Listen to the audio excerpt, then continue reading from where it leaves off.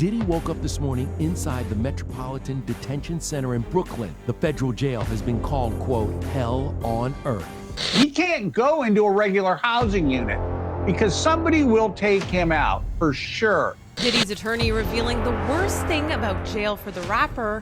According to People magazine, his lawyer said, quote, I think the food's probably the roughest part of it. I would expect that he would not be in the general population. His incredibly high celebrity status makes him a very, very attractive target for assault. One of hip-hop's biggest moguls is currently locked up in conditions described as hell on earth, stripped of power, and forced to live under constant watch. This isn't a movie. This is Diddy's life right now. We speak after a judge denied his request for bail a second time, and the place where he's locked up now getting a lot of attention. The Metropolitan Detention Center, the only federal jail in New York City, is known for violence, poor conditions, and a string of celebrity detainees. And Diddy's attorneys want him out. NBC News' Yasmin Youssian has more. From his $48 million Miami mansion to hell on earth where chaos reigns. Just some of the words used to describe the Metropolitan Detention Center where Sean Diddy Combs is now being held without bail after pleading not guilty to sex trafficking and racketeering charges. Combs abused, threatened, and coerced victims to fulfill his sexual desires, protect his reputation, and conceal his conduct. He is not the first high-profile inmate to pass through these walls. Ghislaine Maxwell, R. Kelly, Pharma Bro Martin Shkreli, and crypto fraudster Sam Bankman-Fried, all as they waited for their federal criminal trials, called this jail home. But the conditions of the prison are far from homey, notoriously described as, quote, dreadful, as one judge put it. Some on the bench have even moved away from sending nonviolent defendants there. In April, a group of detainees that prosecutors said were MS-13 gang members in court documents stabbed an inmate 44 times in an attack caught on camera. 2 shivs were recovered from the attack. You see them here. The victim survived. And in the last 3 years alone, 4 inmates have died by suicide. And violence is not the only issue. Accusations of medical neglect, staffing shortages, smuggling of drugs, some allegedly facilitated by employees. At least 6 staff members charged with crimes in the last 5 years, according to the AP. Some accused of accepting bribes and providing contraband. I've had clients describe MDC as hell, as the worst conditions they've been in. Lance A. Clark is a federal defense attorney who's been there many times. Now, if the government is going to mandate that they are responsible for your well-being, they have to ensure the safety of your well-being. Occupy the streets until they get heat. In the winter of 2019, protests over a power outage left inmates without light or heat for a week in the cold.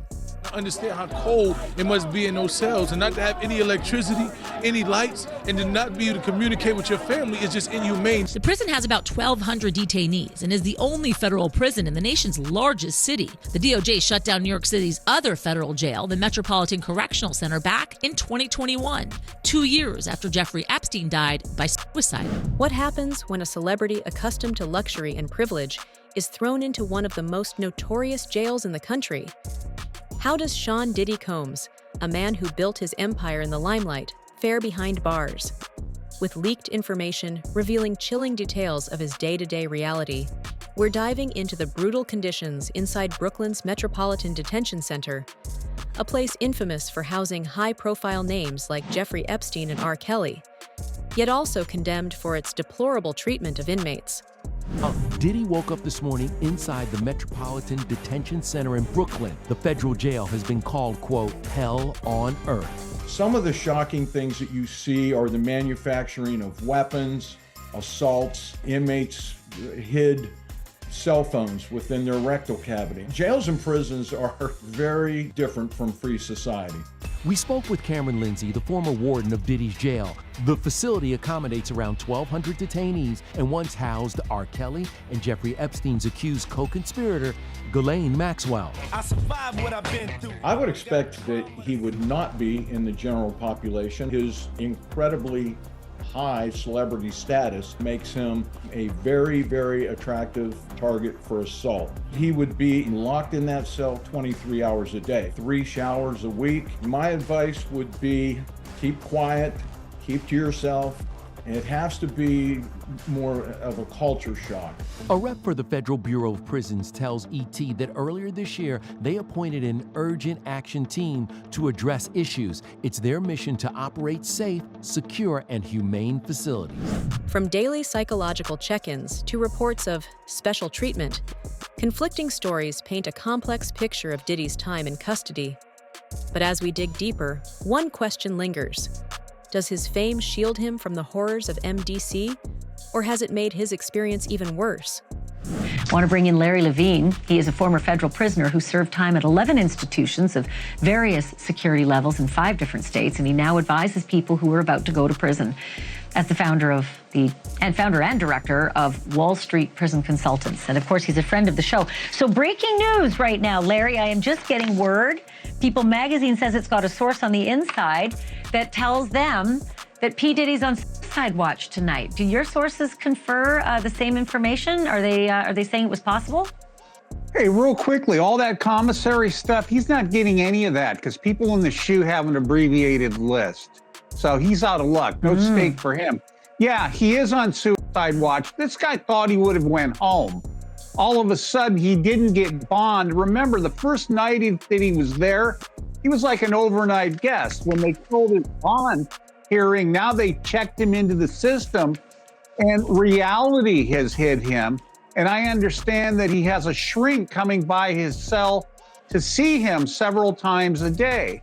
And now there's talk about putting him in, it's like a bubble. It's like a cell that has like a plexiglass wall in it where they have inmates watching you. That's actually their job, to keep an eye on the inmates that are on suicide watch. Another error that I guess some warden told you this.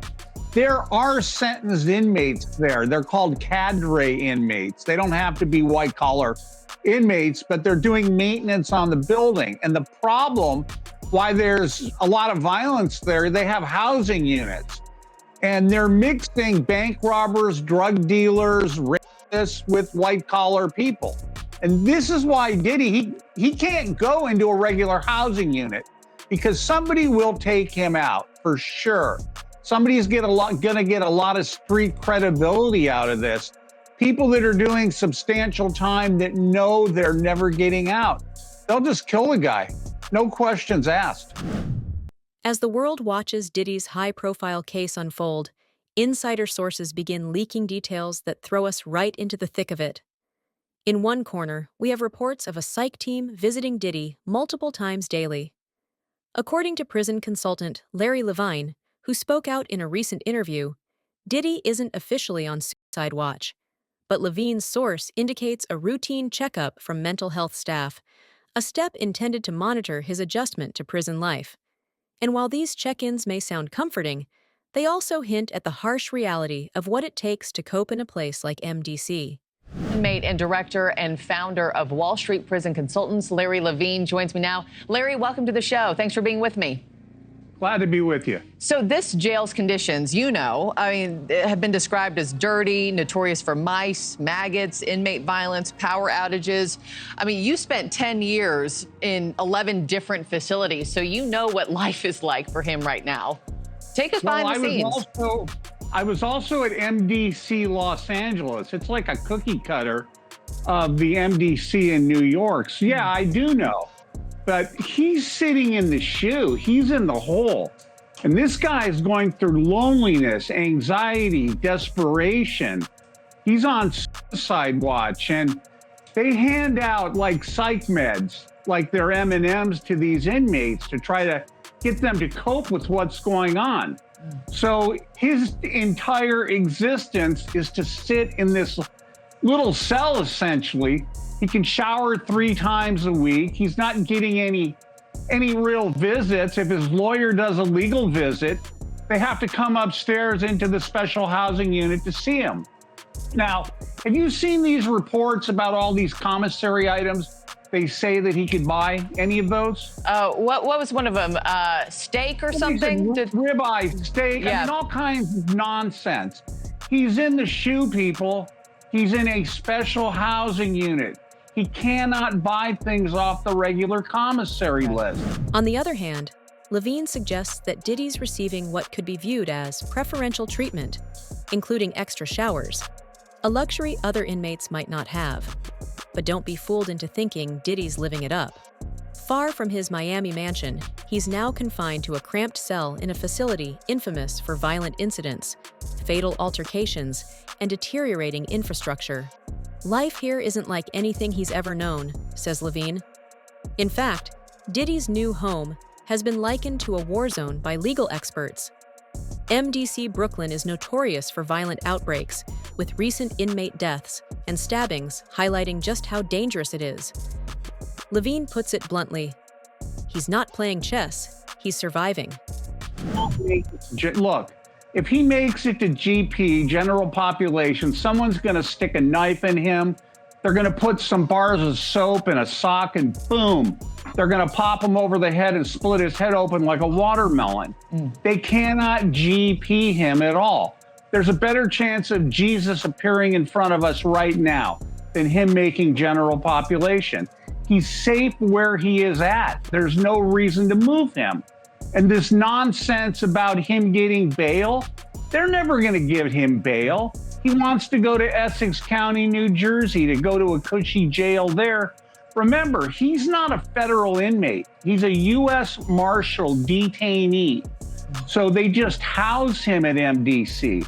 And in order to send him to Jersey, they would have to transport him back and forth several times a week with like 6 marshals. They put him in one car and there'd be a car behind him and a car in front of him. They're not going to do that. So his life essentially at this point is just screwed. And I don't see him ever getting out. And remember, he's fighting his case. The Metropolitan Detention Center, or MDC Brooklyn, is a name most people only hear in news stories about criminal cases gone wrong. Diddy's cell isn't just a room. It's a stark, bare existence within walls that have seen their share of high-profile prisoners and even darker secrets. Unlike the lavish lifestyle he's used to, MDC is infamous for being an ongoing tragedy, as one judge put it, a facility where violence and despair seem to thrive. MDC, which houses approximately 1,200 people, mostly those who are arrested and those who are awaiting trial, as well as those serving short sentences, this is a facility that has been plagued with issues: violence, deplorable conditions, not enough manpower, drug smuggling. In fact, earlier this year, New York Representative Dan Goldman stated he would file a formal request for an investigation into the MDC. He released a statement saying, quote, "Over the last 2 years, there have been steady reports of deteriorating conditions at MDC harming inmates and correctional officers alike, including chronic understaffing, perpetual solitary confinement, and widespread violence." And then he said how a federal judge earlier this year cited the prison system's dreadful conditions as a reason not to remand a defendant to MDC. He said, quote, "Earlier this year, I toured MDC with the warden and executives from the Bureau of Prisons, all of whom acknowledged the improvements needed at the facility. Unfortunately, conditions have only gotten worse." The descriptions are bleak. Overcrowded cells, frequent lockdowns, and restricted access to basic necessities like showers, exercise, and outdoor time. Today we learned a local family had to make the tough decision to take a loved one off life support. The incidents that ultimately killed that man happened while he was an inmate at the Metropolitan Detention Center. He is the 5th MDC inmate, though, to die this year. That's 5 deaths in less than 6 months. This year, 5 people have died while they were inmates at the Metro Detention Center. It's sad to say that it's not surprising. Albuquerque attorney Matt Coit, who's brought many lawsuits against MDC over 2 decades, says there are 2 long-running problems. One is inmates not getting the medical care they need. Just think of all the people who didn't die, who didn't get medical care, who are released and their conditions have been exacerbated or unattended. And Coit believes the correctional officers in charge of keeping everyone safe are often too violent. The second distinct problem has been a culture of violence within the custodial staff. Think of all of the people who suffer at the hands of a violent custodial staff on a daily or weekly basis. In our research, many deaths over the last few years have been suicides, and many allegedly involve people who are going through drug withdrawal. Coit says every jail should be prepared to help inmates suffering from a drug addiction. It's not just about confinement, it's about survival. According to LaVine, Diddy's learning that survival isn't just physical, it's mental too. This is where the psychological check-ins come in. Though Diddy isn't on official suicide watch, the frequent visits from the psych team underscore the toll these conditions are taking on him. Imagine the shift from mansion to isolation in a metal box, and from a world where he's in control to one where he's at the mercy of the system. It's a radical shock, not just to the body, but to the mind. Even within the dire environment of 1600, Diddy's fame makes him stand out. Sources confirm that he's being housed in the Special Housing Unit, or SHU, which is like a prison within a prison. The SHU is typically reserved for inmates deemed at risk, either to themselves or others, and it offers an extra layer of security. But this level of attention isn't necessarily a perk. It can mean near total isolation, which can break even the toughest minds. Didn't hear us tell you about prisoners being put into segregation at the Bernalillo County Jail, but we've never gotten to see what that looks like until tonight. Action 7 News reporter Regina Reese takes us on an exclusive tour and shows us where a man accused of shooting a cop is being held. So Regina, this is the segregation intake 4 unit. This is where you house all inmates that are administrative segregation with a high classification. Behind the doors of maximum classification segregation at the Metropolitan Detention Center. Maximum security for the inmates who are put in there. Inmates like Christopher Cook. He's charged with attempted murder after Albuquerque police say he shot one of their own, Officer Lou Golson, during a traffic stop. There's 4 tiers to a pod in the maximum unit, in the cage area. Each inmate is in a cell by himself. They get just 1 hour out of the cell each day to shower, use the phone, and talk to other inmates. Only 1 inmate is allowed out at a time. Typically, a lot of inmates do sleep.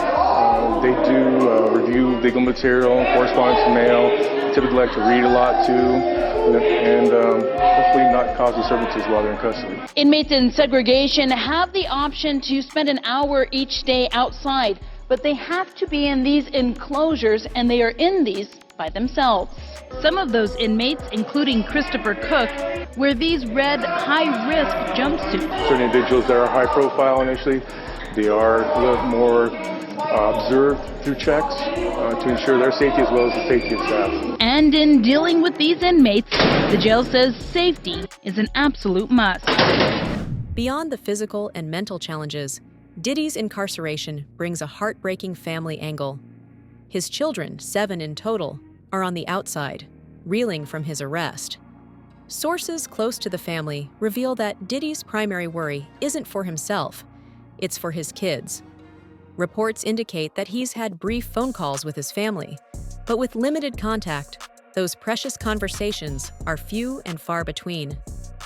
More than a month after their father's arrest, the children of disgraced music producer Sean Diddy Combs are speaking out. In a joint statement posted to social media, 6 of the embattled music mogul's children rallied in support of their dad. The statement posted to Instagram by Combs' son Quincy Brown reads, quote, "The past month has devastated our family. Many have judged both him and us based on accusations, conspiracy theories, and false narratives that have spiraled into absurdity on social media. We stand united, supporting you every step of the way. We hold on to the truth, knowing it will prevail, and nothing will break the strength of our family. We miss you and love you, Dad." Combs' children, Justin Dior, Christian King, Chance, Delilah, and Jesse, were all listed as collaborators and tagged in the post. As his attorneys push for a change of location, perhaps even suggesting a move to a facility in New Jersey, MDC remains resolute in keeping him on site, citing security protocols and institutional policy. And then there's the food, a basic part of life most take for granted. But here, it's another element that adds to the daily grind of life in detention. MDC is notorious for its poor quality meals.